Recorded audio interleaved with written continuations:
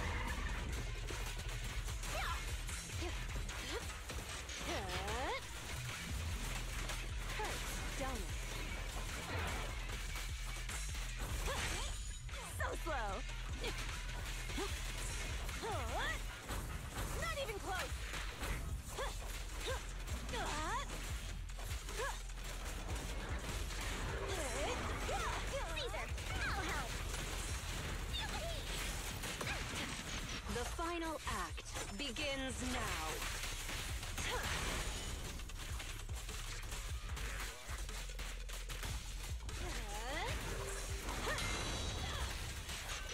There's more to battle. And just glory.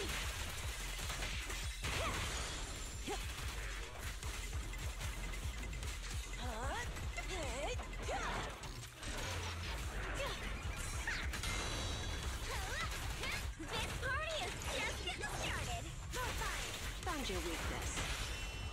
The flames follow my flow. Come on, face me head on. Just give up.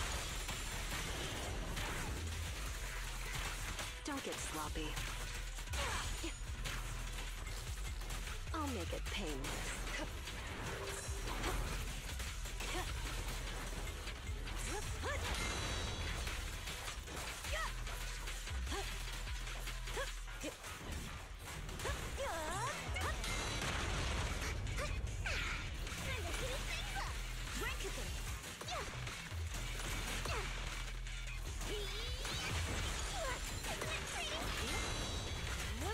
Here's a taste of the abyss.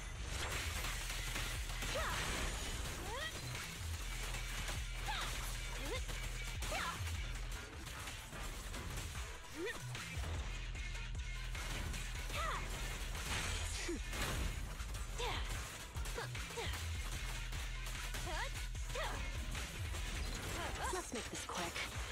Let me help. Not one step further.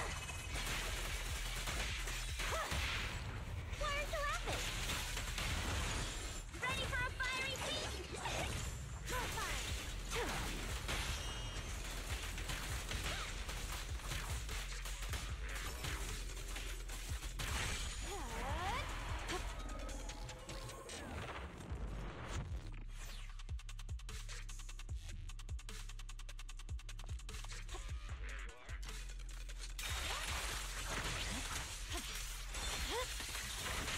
over.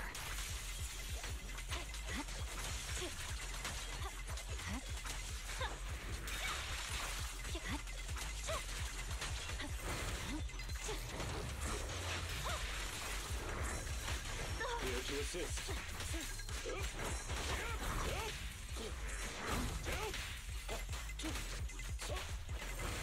Be gone. Watch out.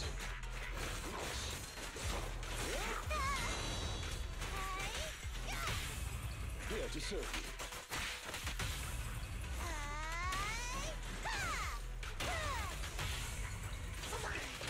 No forgiveness.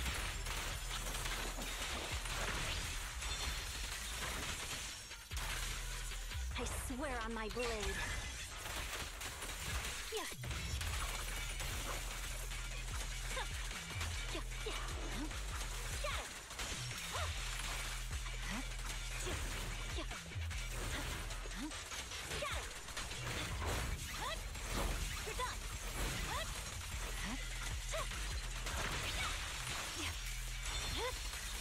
My blade is already sheathed. I'll fight your throat out. Here we go!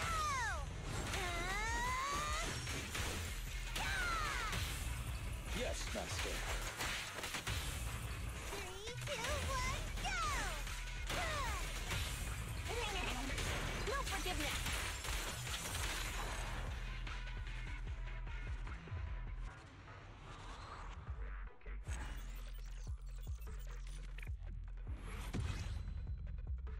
And there we go. Of course, Miyabi makes the second fight a colossal piece of piss.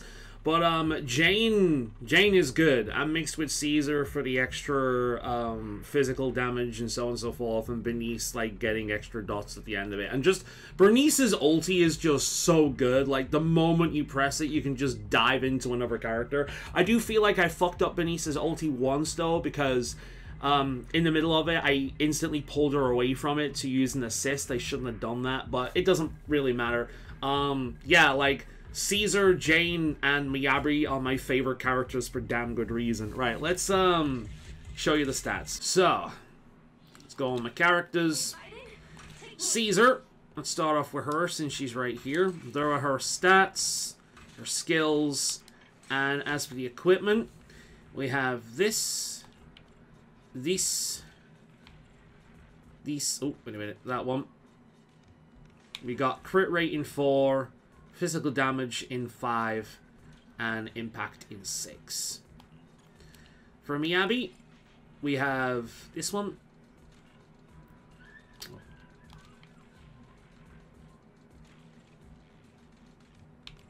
Crit rate in 4, ice damage bonus in 5, and attack percentage in 6.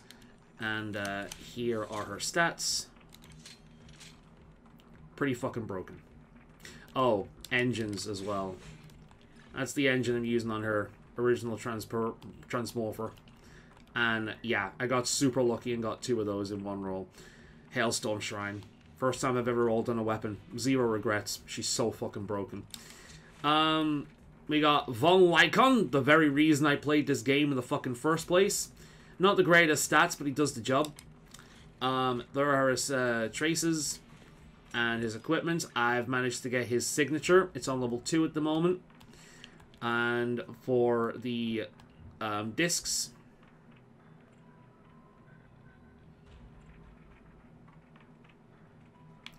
we got crit rate in 4, ice damage bonus in 5, and impact in 6. As you can see with a lot of these characters, the discs aren't perfect, but they do the job. We got Bernice. There are stats, pretty good. Her traces. I have Fusion Compiler, just one of those on her. And for her discs,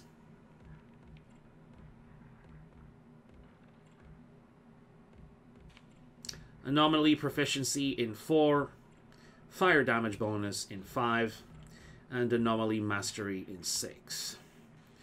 Moving on to Jane. You got her base stats. She is a character that I have maxed out the traces of because she was like my #1 for a long time, although admittedly Caesar is inching her out. I just fucking love Caesar.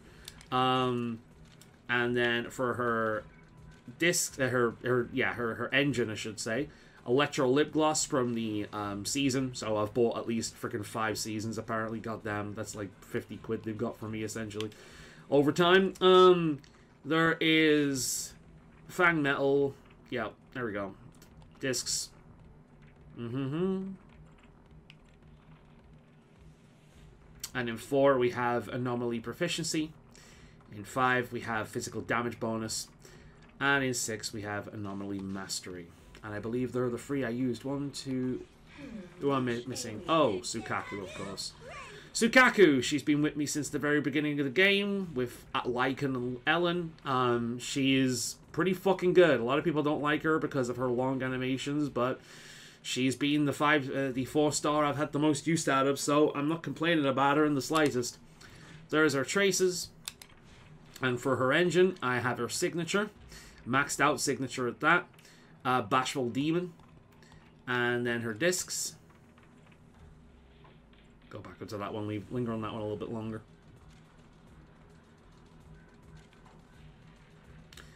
For 4, I have attack percentage.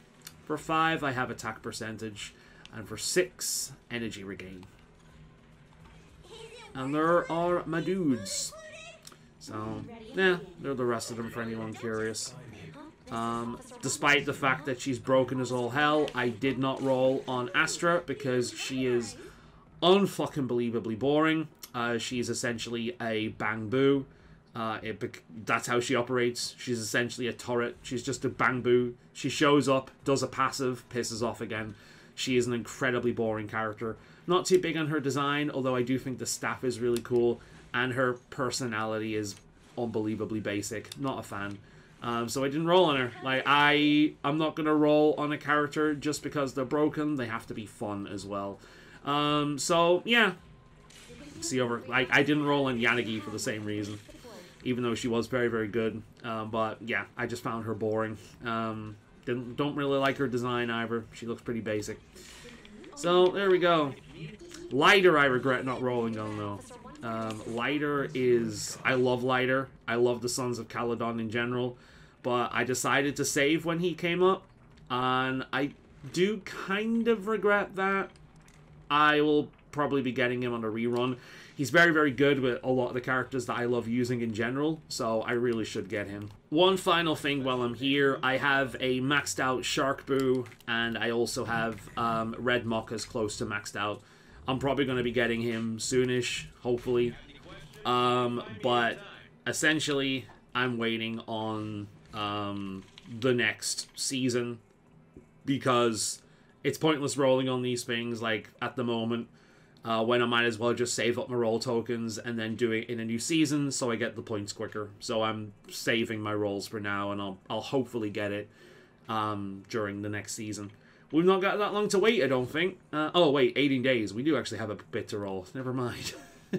Let's hope I don't fail the 50-50 again and I actually get the S-star the first time. That's happening to me a lot in this game.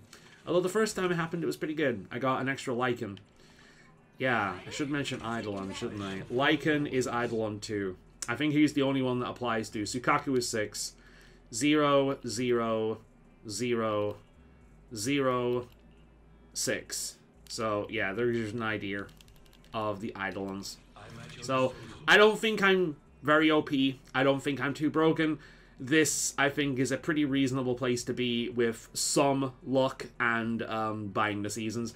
Obviously, I've been lucky. I have signature cones for a few of these characters. Some of them quite high level. In the case of Sukaku's, you know, I got really lucky with Miyabi's signature weapon.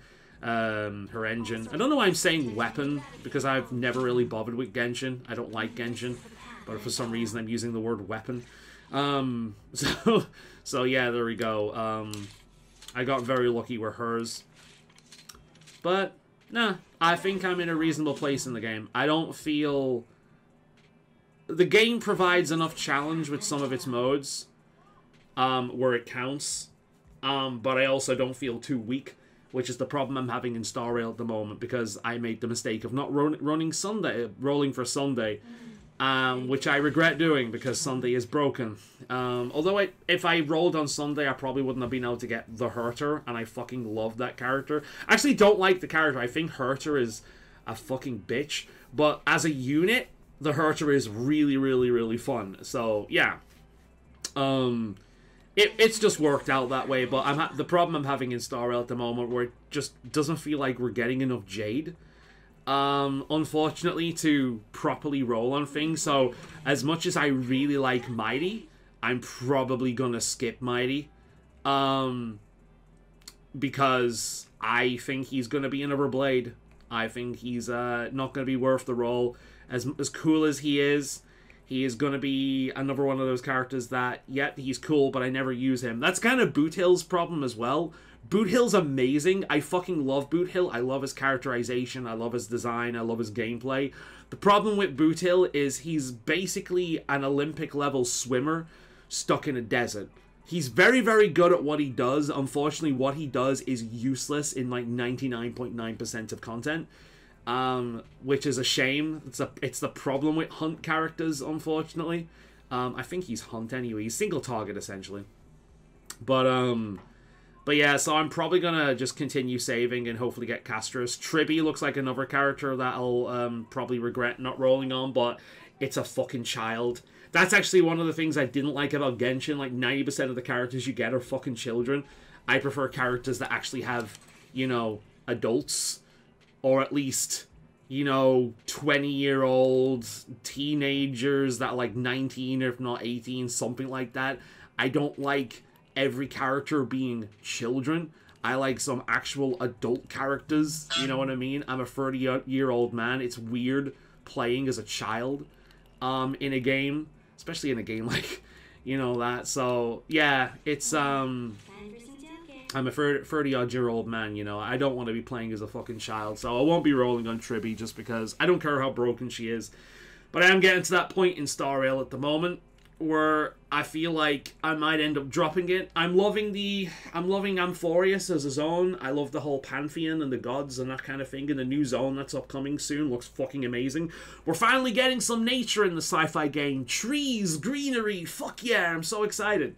But in terms of how they're balancing the game at the moment, where it just feels like every patch you need to roll on the new character, you need to get Eidolon 1 at the very least, and then maybe with some of them you need to get their Lycon as well. Like, Zenless doesn't feel like that at the moment, and Zenless' story and character development is also far more grounded.